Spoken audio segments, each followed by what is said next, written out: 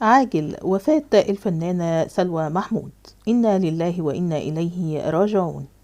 كشف الفنان منير مراد عضو مجلس نقابة المهن التمثيلية عن وفاة الفنانة المصرية سلوى محمود عن عمر يناهز 93 عام اليوم يوم الاثنين بعد صراع طويل مع المرض، وجاري تشييع الجنازة وسط حضور أسرتها وعدد كبير جدا من نجوم الفن.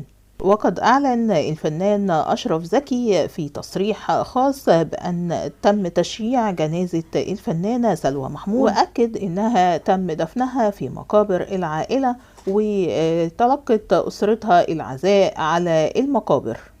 والفنانة سلوى محمود قد رحلت عن عالمنا بعد اختفاء 25 عام تقريبا عن الوسط الفني، بعد آخر عمل فني ليها وهو مسلسل سنوات الشقاء والحب، وده اتعرض سنة 1998. إنا لله وإنا إليه راجعون.